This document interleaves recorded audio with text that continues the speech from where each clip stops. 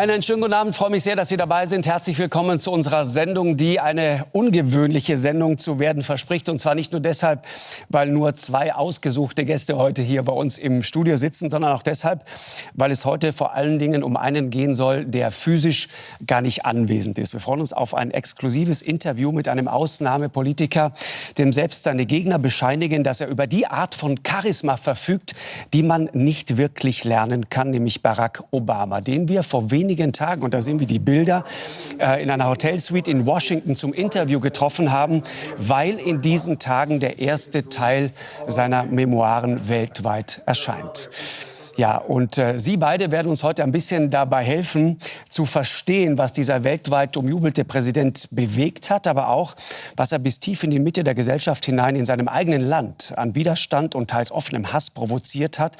Meine bloße Anwesenheit, so schreibt er das in ein verheißenes Land, hat bestimmte Kreise in den USA regelrecht in Panik versetzt. Sie lebt seit vielen Jahren in den USA, hat vor allem die Finanzkrise, die Lehman-Pleite hautnah miterlebt, mit der diese Präsidentschaft ja begonnen hat, und sagt, damals wäre das gesamte System tatsächlich beinahe kollabiert. Er wiederum hat vor Jahren Wahlkampf für den jungen Obama gemacht und sagt dazu: Dieser Mann war jünger, er war dynamischer, er war mitreißender als jeder Politiker, den ich aus Deutschland kannte. Und er hat sich auch anders angehört als alle anderen vor ihm. Das ist auch der Grund, warum wir das Interview gleich im Originalton zeigen werden. Nur untertitelt. Ich freue mich sehr auf dieses Gespräch. Herzlich willkommen Sandra Navidi und Julius van der Laar. Frau Navidi, was war für Sie der spannendste Teil oder ist für Sie der spannendste Teil dieser Obama-Biografie? Was sehr interessant war für mich, ich habe ja den Wahlkampf dort in Teilen mitbekommen. Ich habe ihn auch kennenlernen dürfen. Sie haben ihn mal persönlich getroffen? Ja, mehrmals. Bei welcher Gelegenheit war das? Das waren, wie sagt man, Wahlkampfveranstaltungen, um Geld zu raisen. Also insbesondere von Wall Street. Ja. Genau, Fundraising von Wall Street Größen. Das war einmal in einem Privathaushalt in New York, dann zweimal und einmal eine große Party bei einem Wall Street Titanen. Okay. Herr van der Laar, was hat Sie auf diesen mehr als 1000 Seiten, sind es ja nur der erste Teil, was hat Sie am meisten überrascht? Dass es eine schlüssige Geschichte ist. So, er fängt ja an und beschreibt, wie er überhaupt dorthin gekommen ist. Und das, ich meine, es ist ja nicht das erste Buch, das er geschrieben hat. Es gab schon Dreams of My Father und dann The Audacity of Hope, die ersten zwei Bestseller, die er auch geschrieben hat. Und schlussendlich kommen wir dann an, wie er sich auf diese Präsidentschaft vorbereitet. Der Parteitag damals. Aber dann hat man wirklich das Gefühl, dass man so die Fliege im Oval Office an der Wand ist und zuhören kann, wie wirklich auch diese Entscheidungen getroffen werden. Und man merkt plötzlich auch so, wie schwierig dieser Job ist. Und er hält ja auch nicht zurück. Und man merkt plötzlich, meine Güte, all die leichten Entscheidungen wurden schon getroffen, bevor sie auf den Resolute Desk kommen, auf diesen großen, schweren Schreibtisch im Oval Office. Und dass er wirklich dann am Schluss alleine dort steht und diese 51, 49 Entscheidungen treffen muss, die sonst keiner beschreiben kann. Und die sehr, wie gesagt, sehr, sehr detailreich dann eben auch gerade mit Blick auf Osama Bin Laden und diese schweren Entscheidungen auch trifft. Ja. Auch darüber haben wir gesprochen. Wir sind jetzt einfach mal diese Fliege an der Wand, wie Sie es gerade genannt haben. Freuen uns jetzt auf ein Exklusivinterview mit Barack Obama, den wir, ich habe es eben gesagt, in einer Hotelsuite in Washington getroffen haben. Und ich muss zugeben, ich war sehr überrascht davon, wie entspannt das vor allen Dingen zu Beginn vonstatten ging. Schauen Sie mal. Here we go. Hello, Markus. President, nice meeting you. So nice to see you.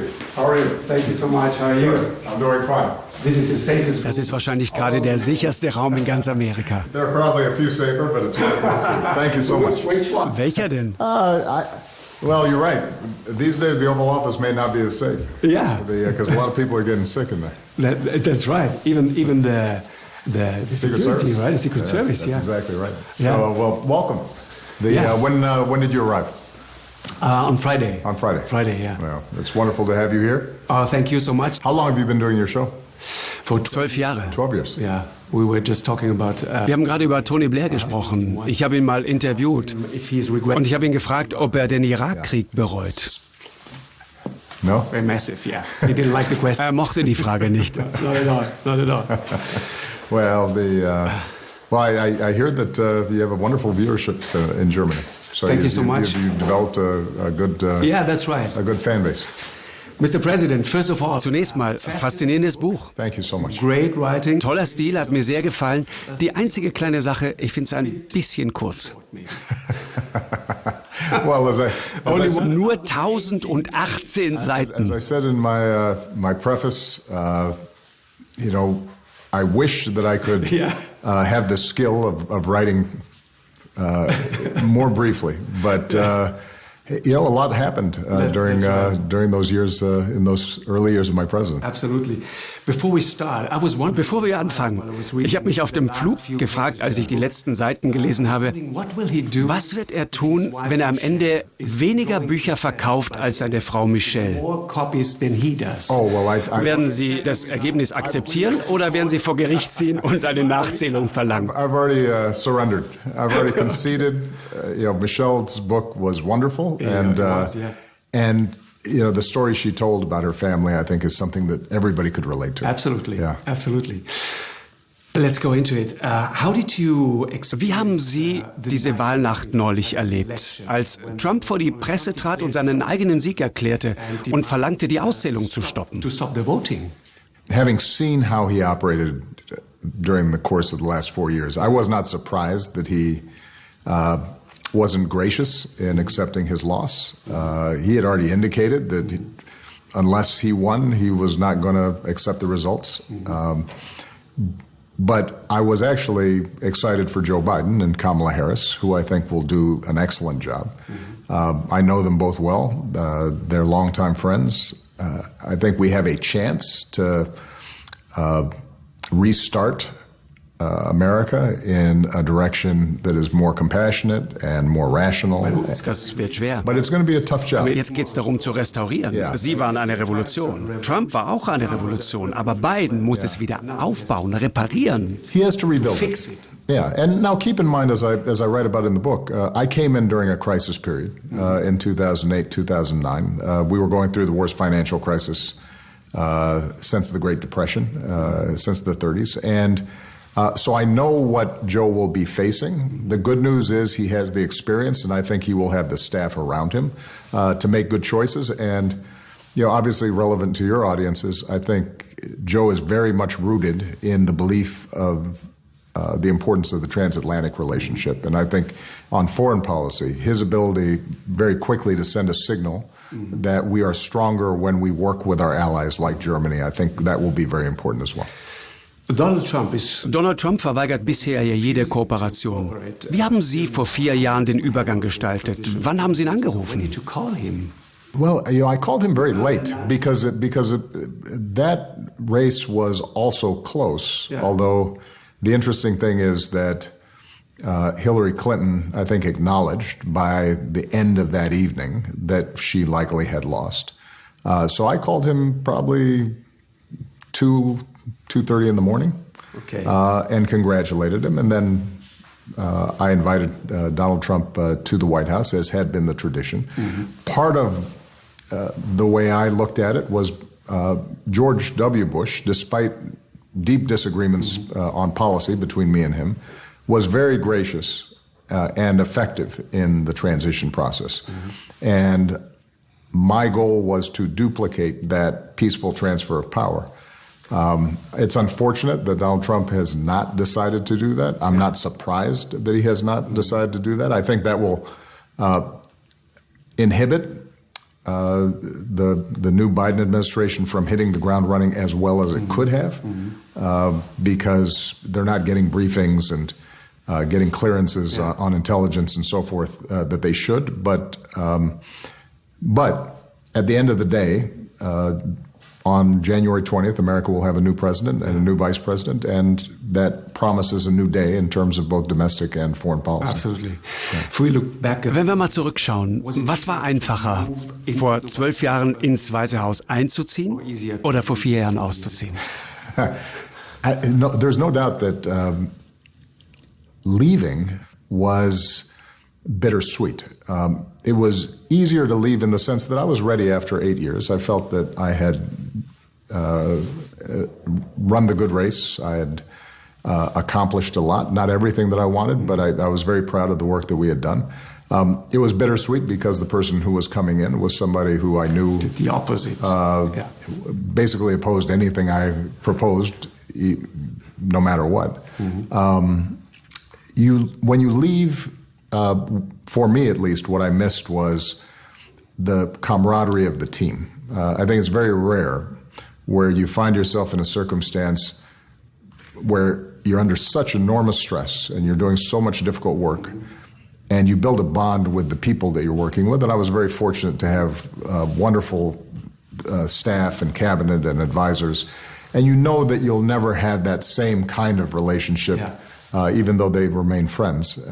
So, there was a loss there. But it was moving in. The physical part of moving in is easy. Somebody else does it for you.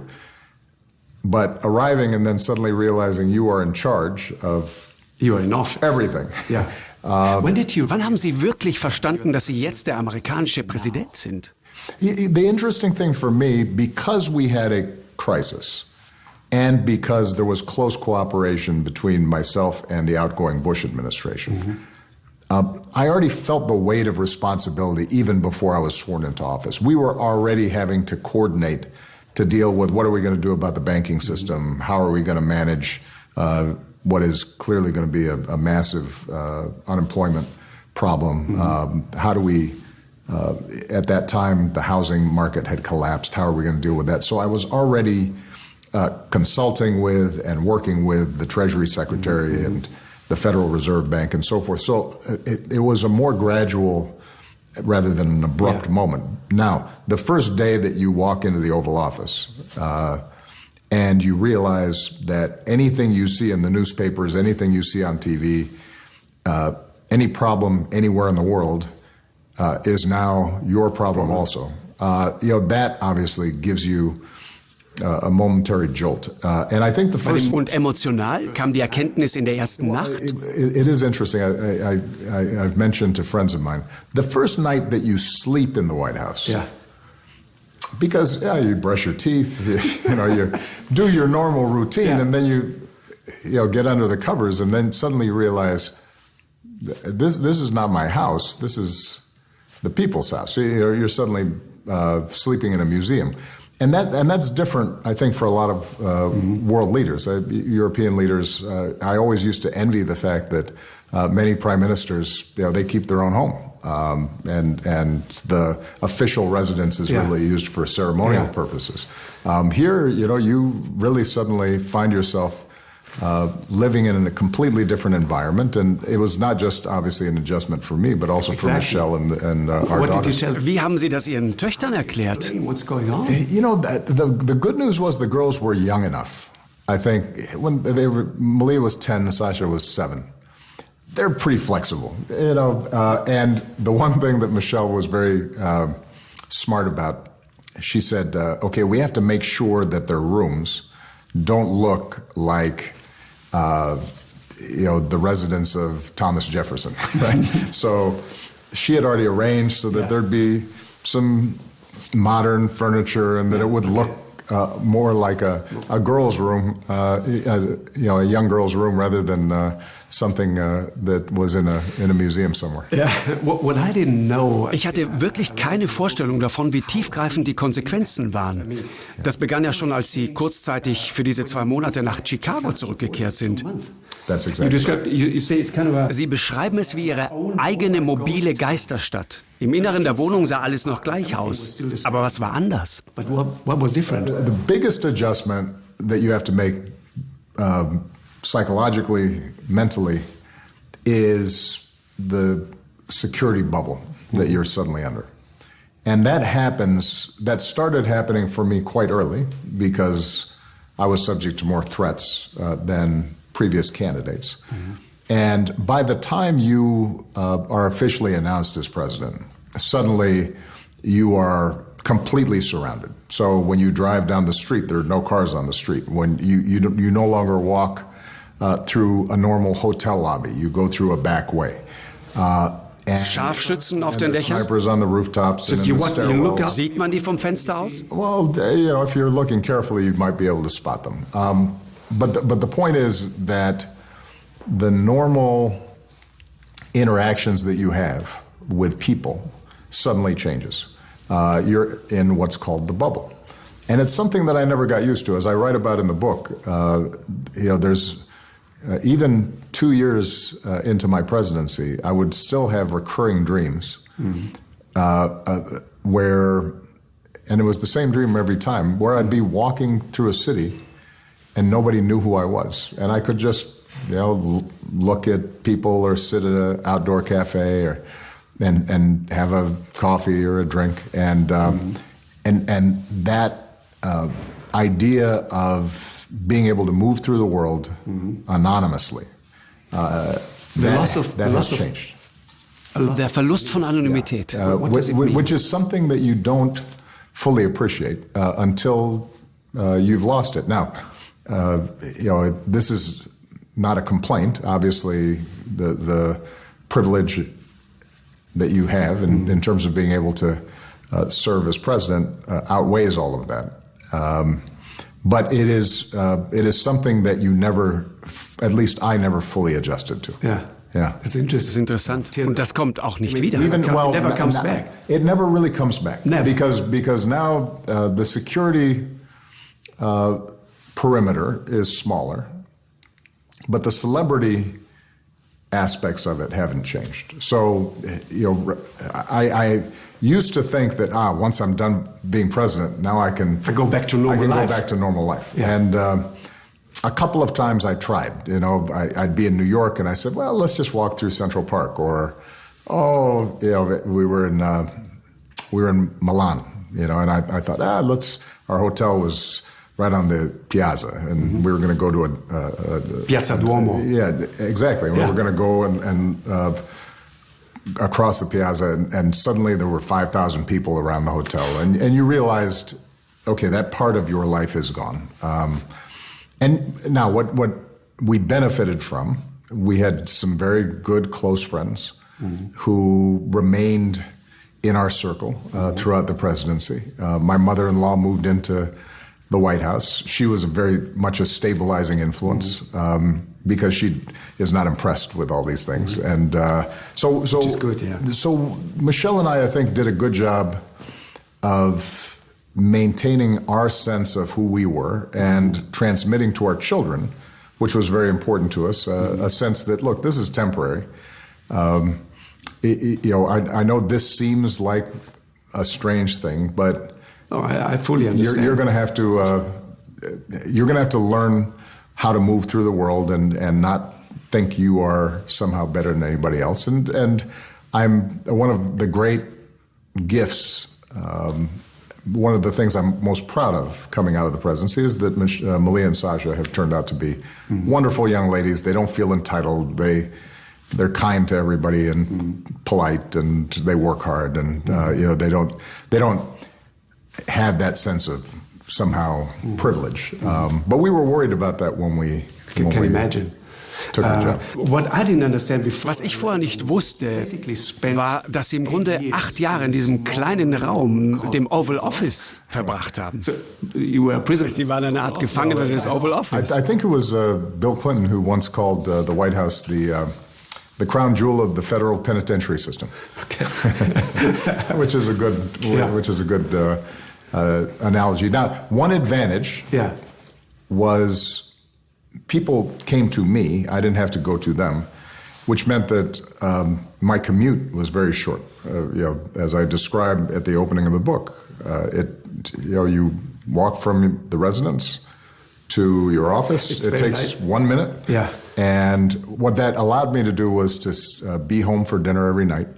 I actually was able to see my daughters much more than I had before I was in the White House. It's kind of a long home office. Yeah, that's exactly right. It's like you have you live above the store. Yeah. Yeah.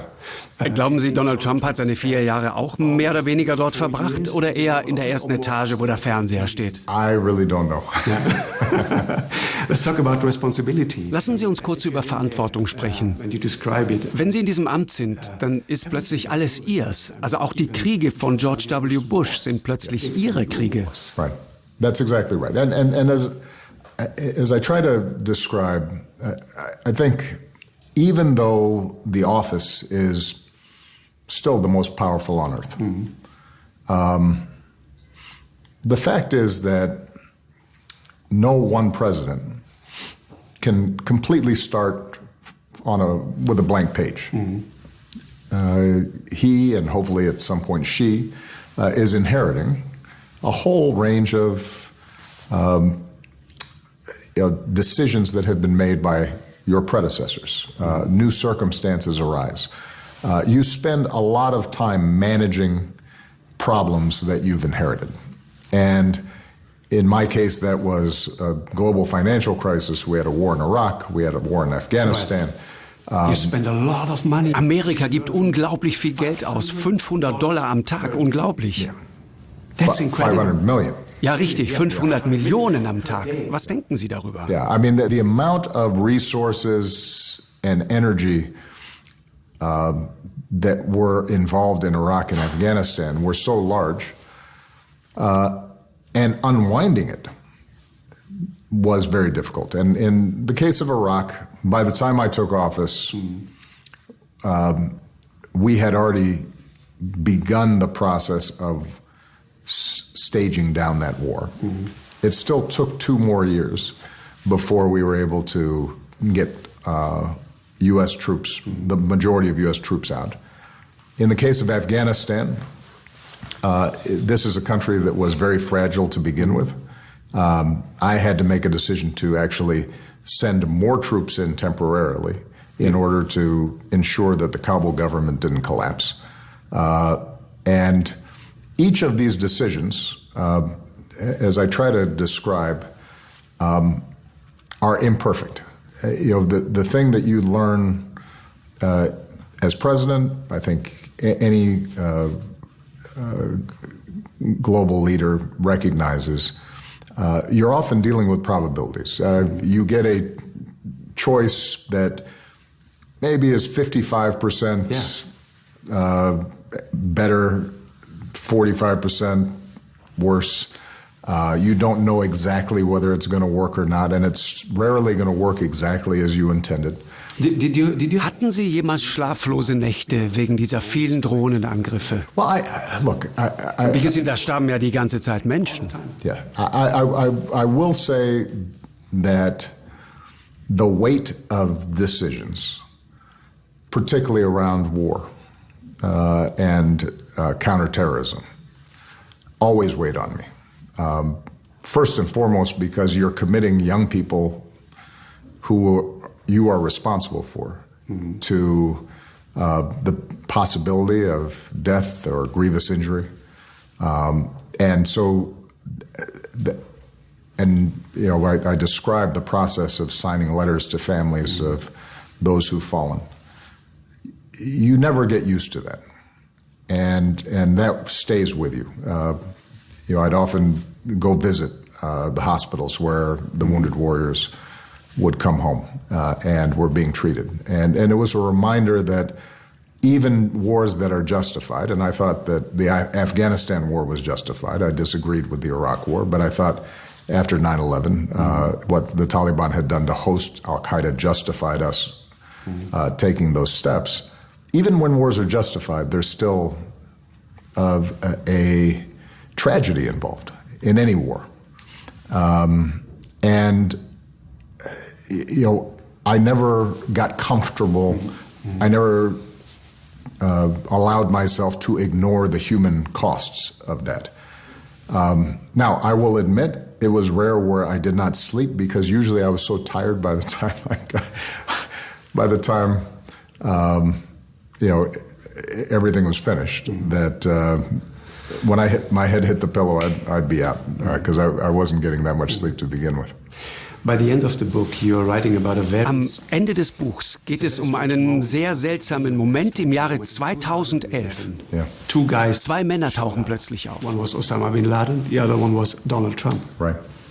Ich spreche vom White House Correspondents' Dinner. Sie stehen dort auf der Bühne Making jokes. und machen Witze darüber, wie sich das Weiße Haus verändern würde, wenn Donald Trump Präsident wäre. Say what you will about Mr. Trump. He certainly would bring some change to the White House. Let's see what we've got up there.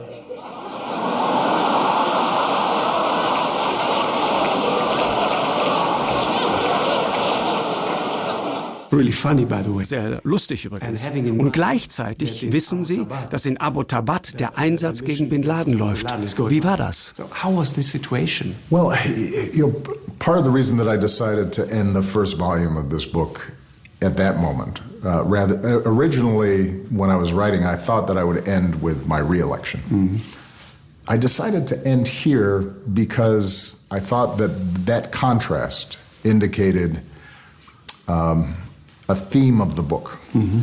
which is that America has this enormous capacity to work together to do very difficult things. Mm-hmm. And the raid against Bin Laden was a very difficult and serious and risky. Sie sagen riskant. Ich war wirklich überrascht zu lesen, wie unsicher Sie waren, ob Bin Laden in der Nacht wirklich da ist oder nicht. There was no guarantee that he was even there, much less that it would be successful. And obviously there would have been huge diplomatic ramifications, mm-hmm. political ramifications if we had gotten it wrong. So I'm making these very tough decisions. Mm-hmm. And at the same time, what you also saw was the circus of politics in this country.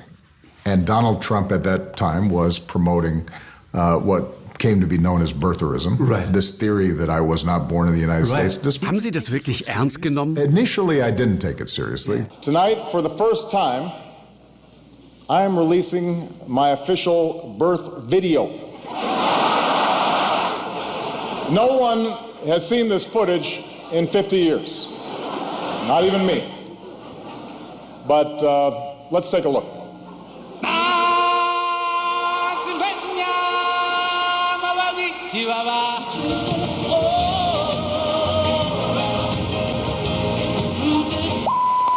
I want to make clear to the Fox News table that was a joke.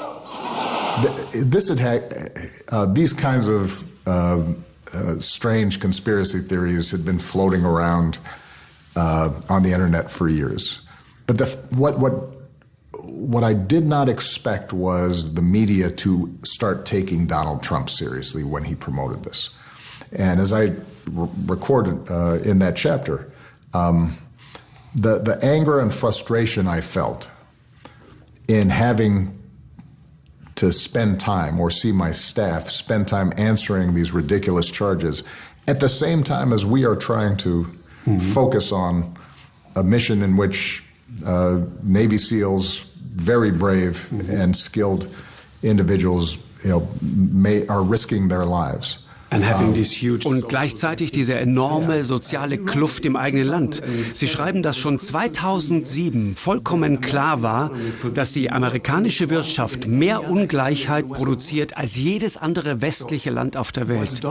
Das heißt, Donald Trump war die Antwort darauf? I think many of the underlying issues that he came to represent existed before him and they will exist after him.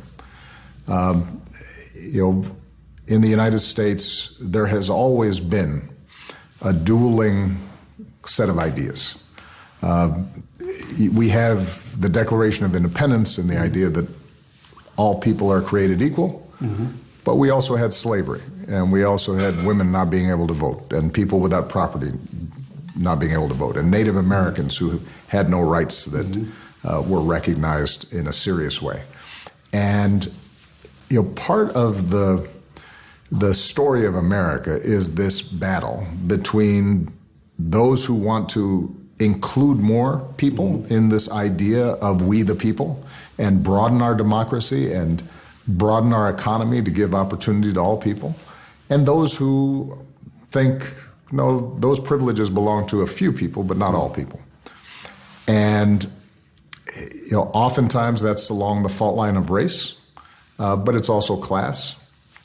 And I think that we have made enormous progress, obviously, since our founding.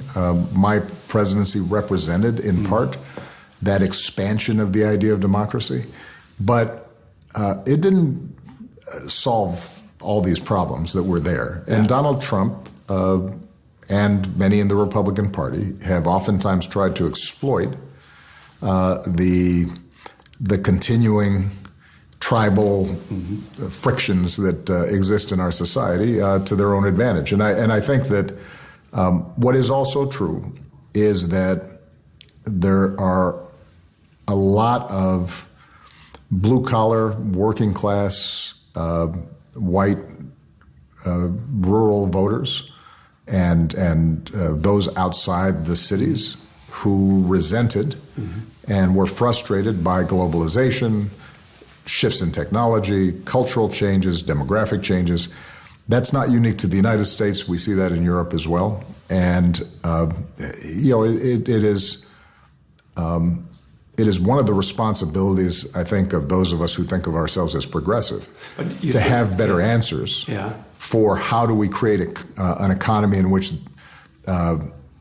workers, manufacturing workers, people who are outside of these metropolitan areas, that they don't feel like they're losing ground, that they don't feel as if they are falling behind. And we haven't always done that as well as we should have. I remember I was here for a documentary. Wir haben vor 4 Jahren einen Dokumentarfilm gedreht, kurz vor der Wahl. Und wir trafen Menschen, die sich weigerten, den Namen Trump auszusprechen. Sie nannten ihn 45. Aber in Texas traf ich einen Mann, der ihren Namen nicht aussprechen wollte. Der sagte, im Weißen Haus sitzt ein Mann, der hasst Amerika. Nummer 44. Right. Yeah, and look, the country is divided right now. And as I say in the preface to my book, we don't yet know how it's going to play itself out. What gives me confidence and optimism that the more inclusive vision of America will ultimately win out is when you look at young people and their voting patterns and their attitudes. My daughters and their friends and that generation of Americans, I much more than their parents or their grandparents, assume that people are entitled to respect and dignity regardless of their race or religion or their sexual orientation.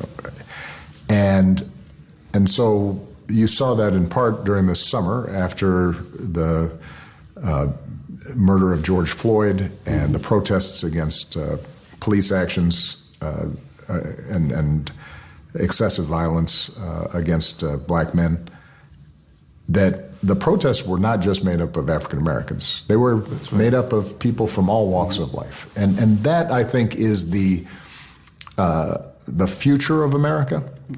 But those who are looking backwards and cling to the past, they still have a very powerful voice and are still a powerful political force in America. You're right. Sie schreiben, es war, als hätte meine bloße Anwesenheit im Weißen Haus eine tiefsitzende Panik ausgelöst. Yeah, and I think that was true for a number of people. It was part of the reason why I ended up getting such deep Republican resistance to when we tried to pass the Affordable Care Act, the health care plan, that actually took a model that Mitt Romney, a Republican, had implemented in his state. So this wasn't a wild left-wing idea that we were proposing. And yet, Sie waren der Antichrist. Hatten Sie jemals Angst um Ihre Familie? Wie haben Sie mit Michelle darüber gesprochen? Look, I mean, I think that when you take this office, you assume that there are some risks involved. The Secret Service is very good and very thorough, and so I wasn't personally fearful. I think I was saddened and troubled by the degree to which I could be characterized in this way because I think it made it clear that it was going to be difficult to actually get things done. Yeah. And, I had started seeing this during the campaign. It got worse. And one of the things that I try to explore in the book is the role that media played in this process. Es war nicht nur Fox News. It wasn't just Fox News. It was mainstream media as well. But I think that what you start seeing is a splintering of the news. And social media has now accelerated this. When I was growing up, you had 3 news stations. Everybody watched the same thing. So whether you were conservative or liberal, Democrat or Republican, you watched Walter Cronkite. You had a basic common view of the facts. And Jetzt haben wir alternative Fakten. Yeah, what's changed is you now have an alternative reality. You know, if you watch Fox News, you listen to Rush Limbaugh, you go into Facebook and you go to these far-right sites, they just make things up. And for those who are consuming that news, it's very hard to break through. And we're seeing the consequences of when you get this detachment from reality and how COVID's been handled. You know, as we speak here, we are seeing records broken in the number of cases. You're seeing hospitalizations and deaths go up significantly, and yet you still have a White House that is claiming that this is all going to be fine. And there is a large portion of the country that believes that, despite the fact that in those communities where people were refusing to wear masks and ignoring basic concepts of social distancing, you have seen some of the highest, most elevated rates of infection. Und viele wählen ihn trotzdem. 70 Millionen. Was sagt Ihnen das? Which indicates, look, one thing that What does it say to you? Well, one thing that I came to realize is that people vote not so much based on policy, not even based on facts. They vote on stories. You know, what's the story that makes sense to them and just helps them explain their lives and their world. And you know, I became president, frankly, because I told a pretty good story about what America could be and should be. You know, most of the people who voted for me, they didn't know every aspect of my healthcare plan or my immigration plan, but they knew my vision. And the people who vote for Donald Trump, they have embraced the story he told, that they find comforting in some way. And once somebody accepts one of those stories, it's very hard to change the narrative. To change the narrative, because people will block facts that contradict the story. They don't want to hear it. Yeah. And I think that the media landscape now and the internet, which allows you to select your own facts, right? You don't have to hear a different point of view. That makes it easier to ignore facts and hang on to your support of somebody even when they've proven incompetent. This is a long-term problem for democracy because the idea of democracy, particularly if you are in a big, diverse country like the United States, depends on us being able to agree on a basic set of facts. We can have different opinions about what to do about those facts. So, you know, we can disagree on how should we handle climate change. You may decide, look, you know, it's too late. You know, we should just adapt. But there's no point in us, you know, hurting our economy. And I may argue, no, we should try to change how we use energy because this is unsustainable. But at least we can have that debate because we agree that the temperature is actually rising. But if you say to me, the temperature is not rising, this is just made up, I don't believe it. Now you have a great deal of difficulty in trying to figure out how to solve those problems. And that, I think, is something that we're going to have to address, not just here in the United States, but in Germany and throughout Europe. Darf ich noch eine letzte Frage? Yes. die da wäre, wie hat die Tatsache, dass Sie Ihr ganzes Leben im Grunde von Frauen umgeben waren, Ihren Charakter geformt? Well, for the better. No, look, I have always had strong women in my life. It has made me very clear about the importance of listening to women's voices and promoting women into leadership. I'm thrilled about the fact that Kamala Harris will be the first female vice president of the United States. Your own Angela Merkel, I think, is an example of one of my favorite partners on the world stage, who's held not just led Germany, but has led Europe for so long. I think the capacity of women to make smart decisions, to not be fueled by ego and trying to prove things, but rather to get things done, is something that that's a generalization, but I think men oftentimes are more likely to be ego-driven rather than task-driven. Look, Michelle and my daughters, they're what kept me sane during what was admittedly a crazy experience. Thank you so much. Vielen Dank. Und ich werde Angela Merkel ausrichten, dass Joe Biden, so sagen Sie das in Ihrem Buch, sehr viel redet. Thank you so much. Thank you so much. It was wonderful to be with you. Great experience. Excellent. Thank you very much. Good. It was fantastic. All right. Thank you. I enjoyed the conversation. Der Chefcharismatiker bei der Arbeit sozusagen. Was hat Sie am meisten überrascht, Frau Navidi? Ich finde, man bekommt ein Gefühl für den Menschen hinter dem Amt. Er war ja vorher immer in offizieller Funktion. Und ich finde, bei dem Gespräch war er sehr entspannt und man merkt auch die gute Chemie. Herr van der Leyen nennt Angela Merkel one of my favorite partners on the world stage. Beschreibt sie ja auch in dem Buch, die großen blauen Augen und versucht zu lesen, was in diesen blauen Augen sich sozusagen abspielt. Was hat diese Beziehung ausgemacht, auch auf politischen Ebene vor allen Dingen?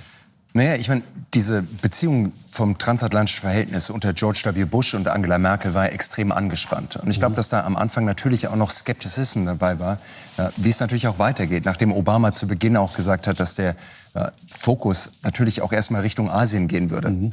Aber dann hat sich ja wirklich auch eine Freundschaft entwickelt. Er hat Angela Merkel die höchste Ehre auch ausgesprochen, indem er ihr die Medal of Freedom gegeben hat, also die Friedensmedaille, was man so nicht jeden Tag sieht. Insofern, ich glaube, da hat sich eine Freundschaft angekündigt und Sie haben ja, glaube ich, am Schluss dann eben auch noch die Grüße ausgerichtet. Werde ich irgendwann mal nachholen. Es gibt ja auch dieses berühmte Foto, wo die beiden dann, glaube ich, 3 Stunden noch mal so ganz alleine an so einem kleinen Tisch im Restaurant in Berlin miteinander sprechen. Und auch in Elmau, viele Momente, die zwei gehabt haben. Und die ja auch im Endeffekt so die zwei waren, die die Welt dann auch durch eine Krise durchnavigiert haben. Eben auch die Finanzkrise zu Beginn dieser ersten Amtszeit von Barack Obama. Gab eben einen interessanten Punkt in dem Gespräch. Das war die Situation, die wir angesprochen haben, 2011, wo diese beiden Menschen plötzlich sozusagen auftauchen, nämlich Osama Bin Laden und Donald Trump. Da geht es um das White House Correspondents' Dinner. Was war das für eine Situation, Herr van der Leyen? Es ist diese Institution. Passiert einmal im Jahr, zumindest noch vor Trump passiert es einmal im Jahr, wo die wirklich Presseelite, Medienelite, Hollywood zusammenkommt und nach Washington geht, ins Washington Hilton. Dort trifft man sich und es ist im Endeffekt Stand-up-Comedy. Und es ist gang und gäbe, dass der Präsident auch eine Rede hält. Und Donald Trump sitzt eben mit drin. Und Obama macht ein paar gute Witze. Er ist ein wirklich talentierter, großartiger, lustiger Mann, der dort Witze erzählt. Und dann kommt natürlich dieser Moment. Er sieht Trump dort unten sitzen und weiß natürlich, dass Trump auch schon mit dem Gedanken spielt, für die Präsidentschaft zu kandidieren. Und es gibt diese Dynamik, weil Trump natürlich schon seit Monaten immer wieder gehetzt hat und Gerüchte aufgebracht hat, dass Obama eventuell nicht in den USA geboren sei. Und das ist auch oftmals der Moment, wo gesagt wird, dass Donald Trump genau an dem Abend auch entschieden hat, dass er kandidieren wird. Genau der Moment. Genau der Moment, wo er gesagt hat, den werde ich es allen zeigen. Barack Obama werde ich es zeigen und im Endeffekt auch der Elite, die sich alle hier über mich lustig gemacht haben, die mich alle verhöhnt haben. Und ich kandidiere und ich werde auch gewinnen. Und so ist ja auch gekommen.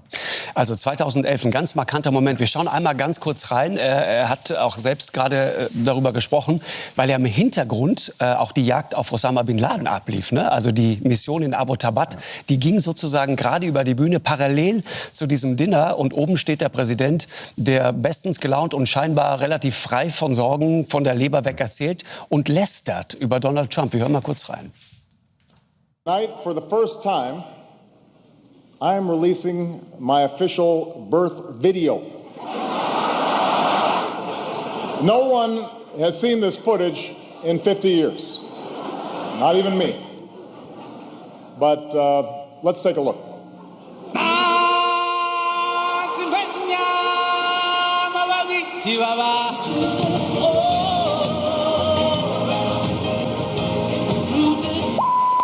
I want to make clear to the Fox News table, that was a joke.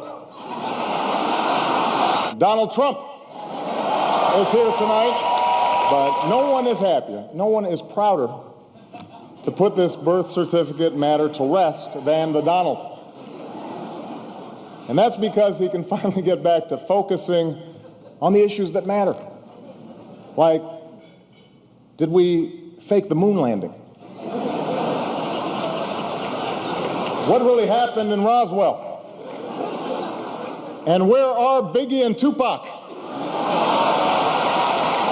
Say what you will about Mr. Trump. He certainly would bring some change to the White House. Let's see what we've got up there.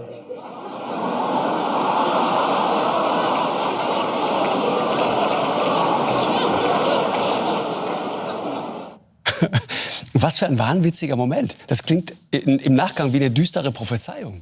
Man kann auch sagen, wer zuletzt lacht, lacht am besten. Ich glaube, Donald Trump hat den besseren Lacher am Schluss bekommen, als es wirklich auch allen gezeigt hat und dann Präsident geworden ist. Frau Navidi, erinnern Sie sich an diesen Moment? Ich meine, Sie sind ja sehr verhaftet auch in dieser New Yorker Szene, aus der Donald Trump ja nun auch kommt. War das der Moment, der sozusagen bei Ihnen getriggert hat, euch werde ich es zeigen, ich trete da an? Wie haben Sie das diskutiert? Ja, das ist sehr naheliegend, weil Donald Trump bekanntlich nicht über den besten Humor verfügt und schon gar nicht über sich selbst lachen kann. Aber was nach diesem Dinner dann auch noch kam, war, dass das in der Presse groß aufbereitet wurde und als große Demütigung dargestellt wurde. Das heißt, das hat für einen Riesenwirbel gesorgt und spätestens dann hat Donald Trump wahrscheinlich das nicht mehr verschmerzt und als große Kränkung empfunden, denn Barack Obama hat ja ganz gekonnt auf seine Schwächen gezielt. Die Medien, wir hatten leider nur wenig Zeit, ja, diese 30 Minuten. Aber in dem Buch spielt das eine große Rolle. Er weist ganz explizit darauf hin, dass es eben nicht nur dieser super konservative rechte Sender Fox News ist, dieser Murdoch-Sender, der sozusagen ganz entscheidend dazu beigetragen hat, diese Gerüchte über Birtherism, also diese seltsame Geburtsurkunde und so weiter und diese Legende, dass er angeblich gar kein Amerikaner sei, in die Welt zu tragen, sondern auch die Mainstream-Medien, wie er das nennt. Wie haben Sie das verfolgt? Ich kann mich noch ziemlich genau erinnern, auch an den Vorlauf dieser Kampagne. Und es war ja nicht nur, dass Donald Trump von Zeit zu Zeit gesagt hat, wir wollen die Geburtsurkunde sehen. Wir glauben nicht, dass er wirklich in den USA geboren wurde. Sondern es war natürlich Fox News, es war Rush Limbaugh, ein sehr prominenter Radiomoderator, der seine eigene millionenfach ausgestrahlte Sendung hat. Der taucht auch übrigens in dem Buch auf. Die spielen eine ganz entscheidende Rolle. Ne? Diese Leute von diesem Talk-Radio nennt man das, glaube ich. Ja. Klaus Brinkbäumer, ein Kollege, hat ein tolles Buch dazu gemacht. Im Wahn heißt das. Und da sagt er sinngemäß, Talk-Radio in den USA bedeutet 45 Stunden Hass jede Woche. Ja. Ich meine, diese Sendungen gehen teilweise 2-3 Stunden jeden Nachmittag.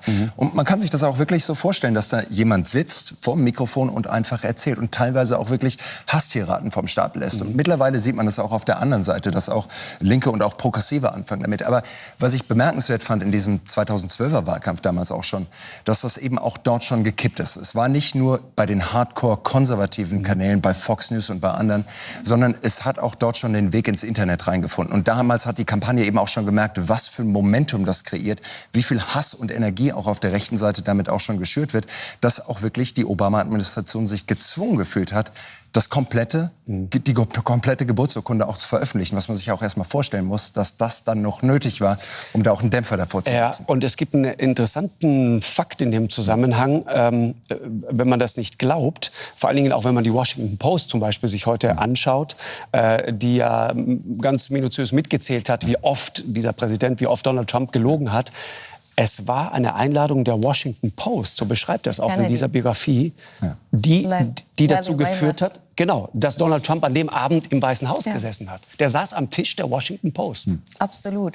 Also ich glaube, sie hat ihn wahrscheinlich privat mitgenommen. Aber noch mal zu den Medien. Man muss sehen, dass so umstritten Donald Trump war. Er war natürlich für die ganzen Medien, auch die Mainstream-Medien, ein absoluter Geldmacher, eine Geldmaschine. Genau. Und natürlich, wenn ein potenzieller Präsidentschaftskandidat mit Rassismus um sich wirft, und das liegt ja, dieser Geburtsurkundenstreit, dem liegt das ja zugrunde. Und Donald Trump hat dann auch immer rausgetutet, ich habe auch Beweise, wir haben Beweise, auch wie er das jetzt immer macht, immer die Anspielungen, dann sind die Medien in einer ganz schwierigen Situation. Sie müssen das ja auch eigentlich berichten. Man hat auch das Gefühl, dass jede Lappalie, jede Lächerlichkeit wurde da aufgenommen. Also Donald Trump erinnert mich an ein Interview, in dem er dann so sagte, es gibt da ganz komische Sachen. Ich habe Detektive nach Hawaii geschickt, wo er angeblich geboren ist. Die Leute, die angeblich mit ihm in der Schule waren, die können sich gar nicht an ihn erinnern. Keiner hat ihn je gesehen. Der kam quasi aus dem Nichts. Also das sozusagen dazu. Und parallel dazu, wir haben es eben schon gehört, lief diese Operation in Pakistan, in Abbottabad, die Jagd auf Osama bin Laden. Keine 24 Stunden später hat Barack Obama die Tötung Osama bin Ladens öffentlich gemacht. Und es ist interessant, wenn man das mal gegeneinander schneidet und mal vergleicht, in welcher Art und Weise Barack Obama die Tötung bin Ladens verkündet hat, im Gegensatz zu Donald Trump, der Jahre später dann al-Baghdadi hat töten lassen. Wenn man das gegeneinander schneidet, wird klar, was für ein anderer Stil das ist. Schauen Sie mal. The United States has conducted an operation that killed Osama bin Laden. Abu Bakr al-Baghdadi is dead. The United States launched a targeted operation against that compound. And they did a lot of shooting, and they did a lot of blasting, even not going through the front door. You know, you think you go through the door. If you're a normal person, you say, knock, knock, may I come in? After a firefight, they killed Osama bin Laden and took custody of his body. He died like a dog. He died like a coward. Yet his death does not mark the end of our effort. A dog, a beautiful dog, a talented dog. We give thanks for the men who carried out this operation. And I don't get any credit for this, but that's okay. I never do. May God bless you, and may God bless the United States of America. And I'm writing a book. I think I wrote 12 books. All did very well. Also wenn es nicht so hart wäre, wäre es fast schon wieder komisch, ne? Ja. Ich finde, was man da einfach erkennt, ist, Barack Obama ging es einfach nicht um Barack Obama, sondern er wusste einfach, das ist eine größere Mission, wusste auch, wie tief der Schmerz im Land einfach sitzt und er adressiert das relativ nüchtern und legt im Endeffekt die Fakten dar.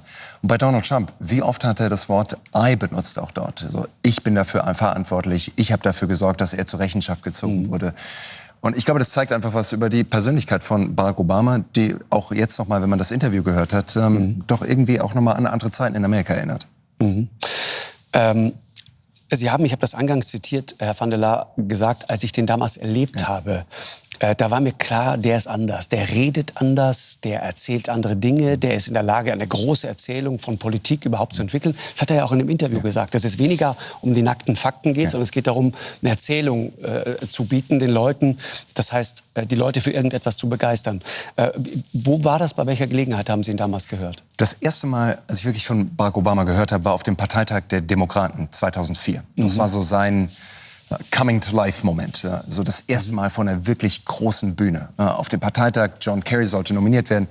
Und auch da hat man schon gesehen, er kann es schaffen, Leute zusammenzubringen. Also über die roten Staaten und die blauen Staaten gesprochen haben. Und ich finde, das war so ein besonderer Moment, nochmal ein besonderer Moment, weil es einfach ein besonderer Politiker war, der es geschafft hat, wie gesagt, immer wieder das zu adressieren. Vielleicht seid ihr anders. Vielleicht gibt es auch andere Leute, die anderer Meinung sind. Aber es muss gemeinsam auch nach vorne gehen.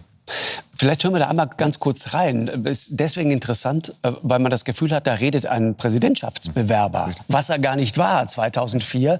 Und umso interessanter, wie er dort gesprochen hat für Kerry in dem Fall. Wir schauen mal kurz rein.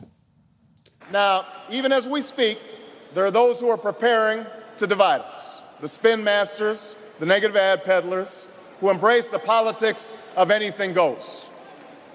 Well, I say to them tonight, there is not a liberal America and a conservative America. There is the United States of America. There is not a black America and a white America and Latino America and Asian America. There's the United States of America. America, tonight, if you feel the same energy that I do, if you feel the same urgency that I do, if you feel the same passion that I do, if you feel the same hopefulness that I do, if we do what we must do, then I have no doubt that all across the country, from Florida to Oregon, from Washington to Maine, the people will rise up in November, and John Kerry will be sworn in as president, and John Edwards will be sworn in as vice president, and this country will reclaim its promise, and out of this long political darkness, a brighter day will come. Thank you very much, everybody. God bless you. Thank you. Was für ein Moment. Ja, man merkt die Leidenschaft und die Authentizität und im Grunde genommen, dass er das betont, was die Amerikaner zusammenbringt und vereint. Also genau die andere Strategie, die Donald Trump verfolgt hat. Und dieses Potenzial haben dann auch die Wall Street Titanen gesehen und die haben sich ja dann auch schon relativ früh hinter ihn gestellt und viel Geld gespendet. Also es gab einmal eine Kampagne von oben und dann die Grassroots-Kampagne von unten. Fand ich übrigens einen interessanten Punkt. Man merkt auch, wie kurz man sozusagen in seiner Erinnerung manchmal zurückgeht. Dieser Punkt der Wirtschaftskrise, die er sozusagen geerbt hat und die im Grunde der Beginn seiner Präsidentschaft war, ist für ihn ein ganz zentraler Punkt. Beschreibt er nicht nur im Buch, hat er auch in einem Interview immer wieder klar gemacht, Achtung, da war was. Wie dramatisch war es denn wirklich damals, Frau Navidi? Sie waren damals in den USA.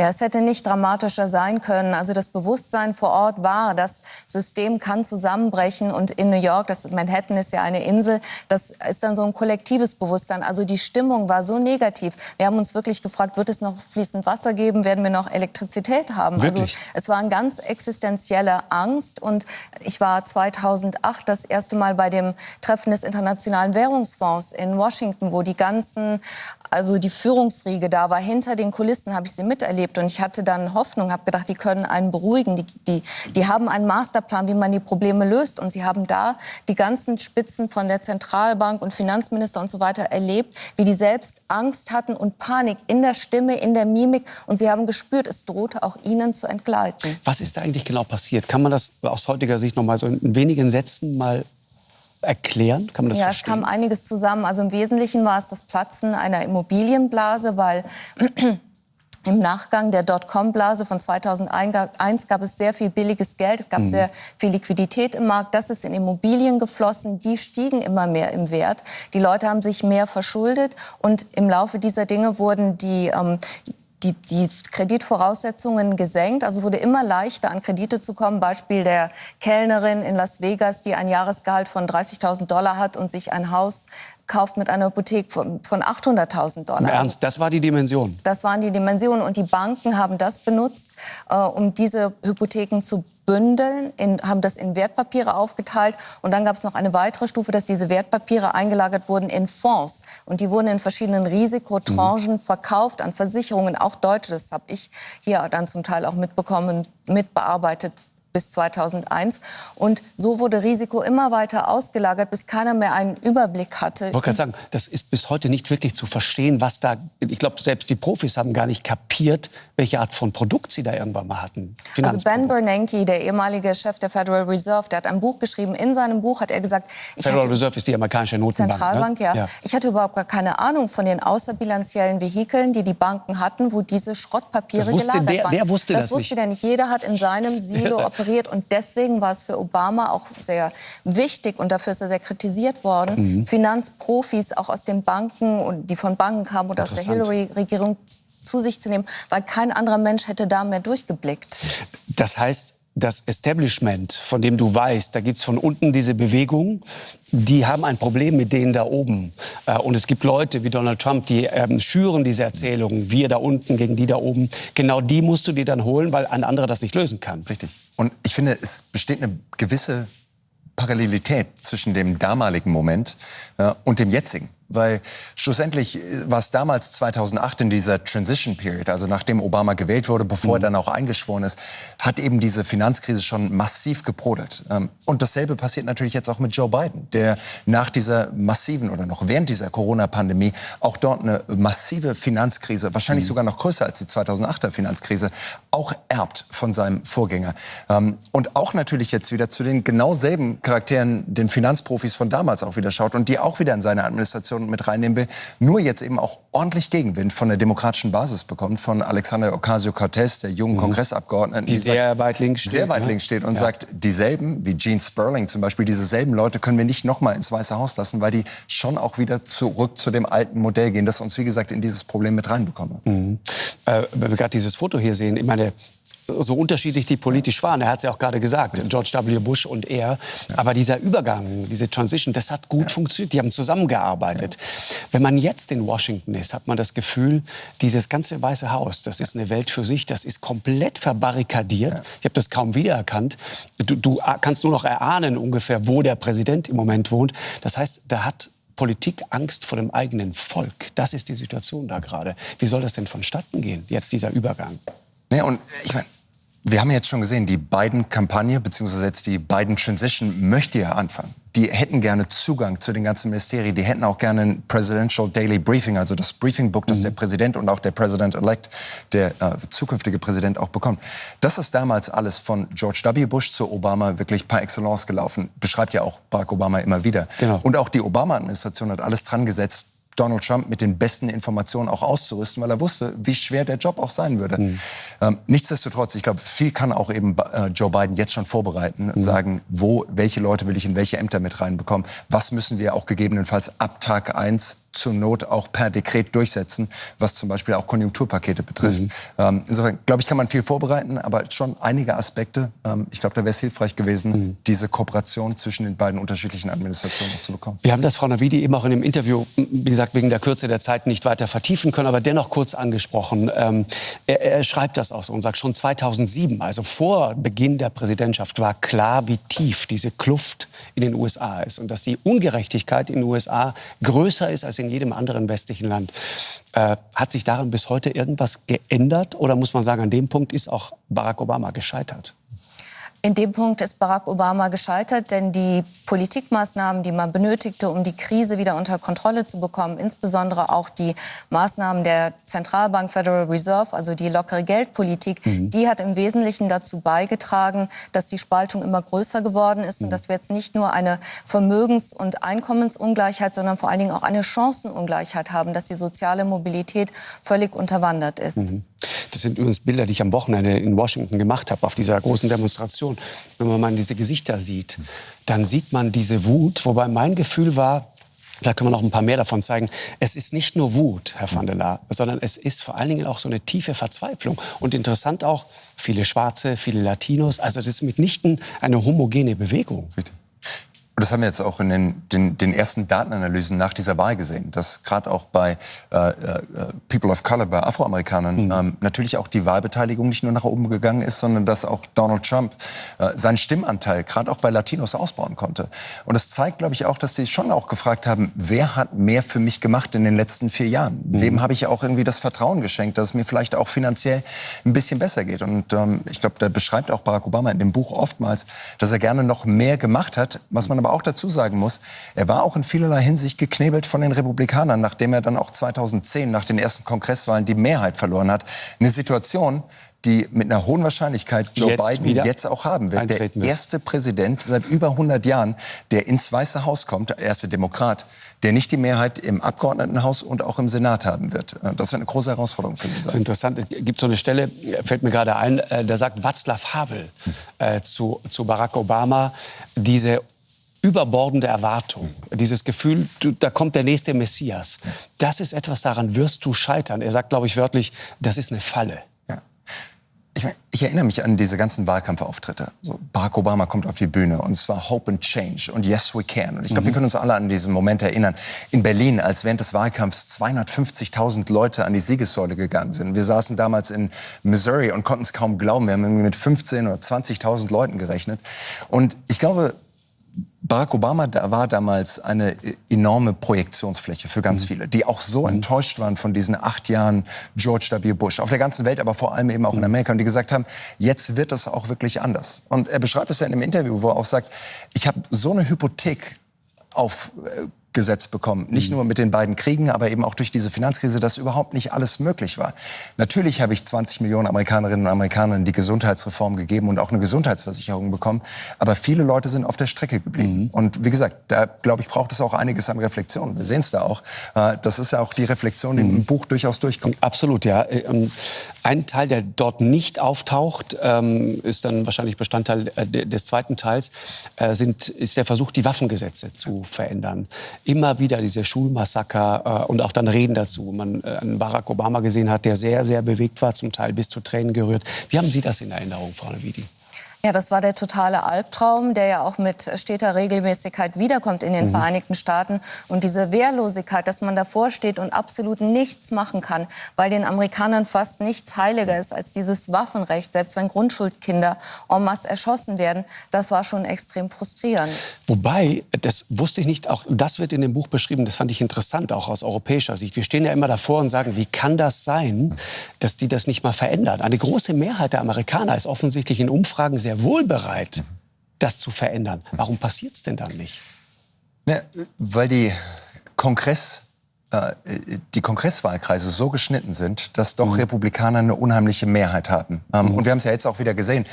Obwohl Joe Biden mit einer Rekordwahlbeteiligung das Weiße Haus zurückgeholt hat für die Demokraten, haben die Republikaner mehr Sitze im Senat, aber auch im Kongress zurückerobern können. Also die Mehrheit für die Demokraten ist zurückgegangen. Was dazu führt, ist, dass natürlich viele Republikaner sagen, meine Basis, die hardcore-republikanische Basis, die hängt an diesem zweiten Zusatz zur Verfassung, dem Second Amendment, wo es heißt, dass jeder das Recht hat, auch Waffen zu tragen. Und es gibt auch nach wie vor die NRA, die National Rifle Association, eine unheimlich mächtige Lobbyorganisation, die Milliarden in den letzten Jahren reingepumpt hat, um sicherzustellen, dass republikanische Kandidaten für den Kongress kandidieren, die sich ganz klar für Waffen aussprechen und nicht nur für normale Schusswaffen, sondern eben auch für Militärgeräte und Maschinenpistolen. Gehört zu den Absurditäten auch dieser Präsidentschaft. Frau Navidi hat das, glaube ich, auch immer wieder mal erlebt. Wir sind ja auch öfter durchs Land gereist für Reportagen, in dem Fall für die Kollegen von NTV. Wir waren 2016 dort unter anderem unterwegs. Genau in der Präsidentschaft von Obama gingen die Waffenverkäufe sprunghaft nach oben. Warum? Weil alle dachten, das wird er demnächst verbieten. Ich glaube, 16 Mal insgesamt musste dieser Präsident nach Amokläufen, Schulschießereien vor Kameras treten. Und einer dieser besonderen Momente diesbezüglich war dieser hier. Schauen Sie mal. Our unalienable right to life and liberty and the pursuit of happiness, those rights were stripped from college kids in Blacksburg and Santa Barbara, and from high schoolers at Columbine, and from first graders in Newtown.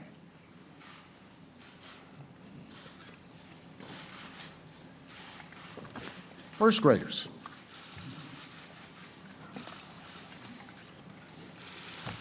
And from every family who never imagined that their loved one would be taken from our lives by a bullet from a gun.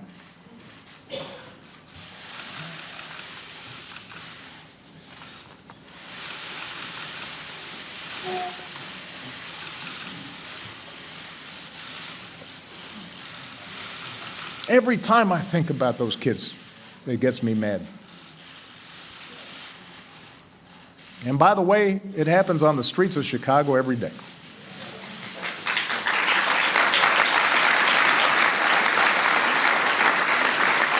So,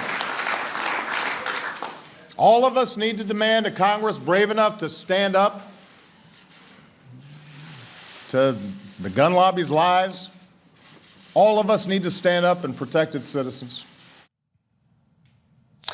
Sind das diese Momente, die bleiben werden von dieser Präsidentschaft? Vor allen Dingen auch diese sehr empathischen Momente, Frau Navidi? Ja, aber wir müssen auch sehen, das, was wir als empathisch empfinden, sehen die Trump-Wähler als Schwäche. Das ist ein schwacher Mann und der will ihnen zudem auch noch die Waffen wegnehmen. Man muss auch sehen, dass es für die Republikaner günstig ist, wenn sich die Waffensituation, wenn die eskaliert, wenn da solche Dinge passieren wie Schießereien an Schulen, weil dann können sie noch mehr Gewehre verkaufen. Dann können sie sagen, und jetzt sollen die Lehrer alle, das war ja ein ernst gemeinter Vorschlag auch von Donald Trump, alle Lehrer sollen an Waffen ausgebildet werden und sollen Waffen tragen. Genau. Es soll Wächter geben, dass es immer schlimmer wird und dass sie immer mehr Waffen verkaufen können.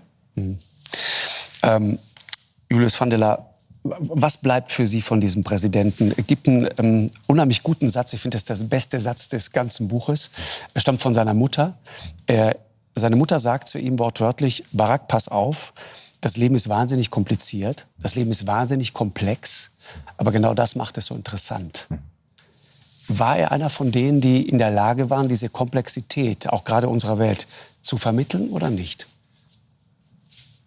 Ich glaube, dass er in vielerlei Hinsicht es immer wieder auf den Punkt gebracht hat. Und vor allem, weil es ihm gelungen ist, und darüber spricht er auch in dem Interview mit Ihnen, nicht nur die Fakten runterzurattern. Und ich glaube, das können wir alle sehen, die hat er immer auch parat gehabt und zur Hand gehabt. Aber er hat es immer geschafft, wie gesagt, eine Geschichte zu erzählen. Und gesagt hat, es geht natürlich auch um diesen epischen Kampf, um die Erzählung, den Narrativ. Und wenn ich mich zurückerinnere an die Wahlkampfreden, wenn ich mich auch an genau diese Reden vom Weißen Haus erinnere, dann waren es immer Reden, wo es nicht um ihn ging, sondern um Land ging, das immer noch durch eine Transformation durchgeht.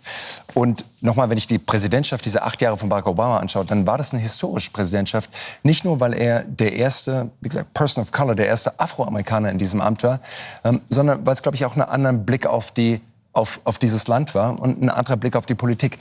Ich finde, nur genauso muss man auch sagen, so toll diese Zeit aus meiner Perspektive, der für den Wahlkampf gemacht hat, war, genauso muss man auch danach sagen, kam auch eben Donald Trump als Präsident. Und ich glaube, das politische als Konsequenz sozusagen mit aus Sicherheit dieser Präsidentschaft? Teil dazu beigetragen. Es gibt wirklich Leute, auch in den USA, gibt es viele Kommentatoren auch, die sagen, es war im Grunde Barack Obama, der Donald Trump entscheidend mit möglich gemacht hat. Ich glaube, wenn man sich das historisch anschaut, das politische Pendel schwingt immer wieder zurück. 8 Jahre George W. Bush, plötzlich ist auch Barack Obama möglich. Dann kommt Donald Trump. Und in Deutschland war es ja auch ganz ähnlich. Da hatten wir Gerd Schröder und danach kam Angela Merkel, die auch eine fundamental andere Politikerin ist. Insofern, in den USA ist es, glaube ich, noch viel, viel gravierender, dass eben dann auch einfach dieser Wunsch nach Wechsel zustande kommt und auch einfach Kontrastprogramme auch erwünscht ist. Zum Schluss, Frau Navidi, Ausblick von Ihnen, also mit Blick speziell auf die Wirtschaft, dieses so ein wichtiges Thema in den USA. Nach wie vor kämpfen die Amerikaner auch mit dieser Pandemie, versuchen irgendwie wieder auf die Beine zu kommen. Wie geht's da weiter? Was sagen die letzten Daten? Ja, also die Corona-Daten, ich würde sagen, das ist jetzt der Hauptwirtschaftsindikator, ist der Virus. Und da tritt Biden eigentlich ein schwierigeres Erbe an als Obama, weil bei Obama ging es um Existenzen, ja, um finanzielle, materielle. Aber hier geht es tatsächlich um Leben und die Todesraten schnellen in die Höhe. Wir haben alle 2 Tage ein 9/11, also ein Tote wie beim 11. September zu beklagen waren. Das muss man sich mal klar machen, ne? Und wir gehen auf 500.000 Tote auf Jahresende zu. Also das sind Herausforderungen. Und je länger das läuft, wegen des exponentiellen Vermehrungsfaktors, wird es natürlich immer schwieriger. Und das muss als erstes unter Kontrolle gebracht werden. Und ich denke, da hat Biden auch einen guten und schlüssigen Plan. Aber es wird sehr, sehr schwierig werden. Und die entscheidenden Leute aus der Wirtschaft, stehen die hinter diesem Präsidenten? Die Leute von der Wall Street und so weiter, Sie kennen viele von denen. Wie sehen die diese Präsidentschaft? Ja, absolut. Also ich habe immer das Gefühl, dass auch Trump war ein Liebling von denen. Die Börse hat in der Zeit geboomt wie selten zuvor.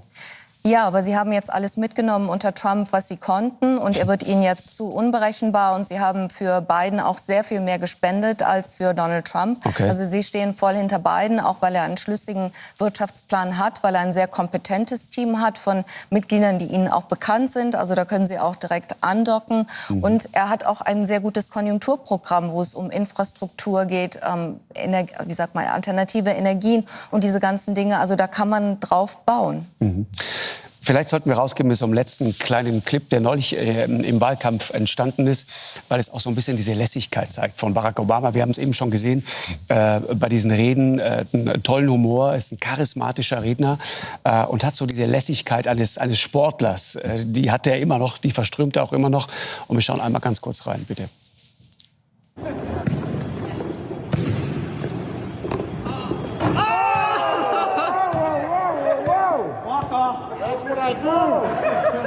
That's what I do. Whoa! All net. All net. Super, oder? Großartig. Und der ältere Herr, der hinterherläuft, ist der aktuelle Präsident. Ich finde, das ist ja wirklich auch das Besondere. Man sieht da Barack Obama, wie er einfach da lässig reinkommt. Das hat er auch während dem letzten Wahlkampf gemacht. Und so kam der auch zu diesem Interview, genau so. Man muss auch sagen, der Ball geht auch rein. Und er hat nicht 5-mal geworfen, sondern einmal und der Ball geht rein. Und er weiß auch, dass er danach auch weggeht und sich nochmal probiert. Aber ich finde auch, das im Wahlkampf war natürlich auch immer das große Risiko für Joe Biden. Man sieht, wie Joe Biden auch versucht, auf die Bühne zu sprinten, zu joggen.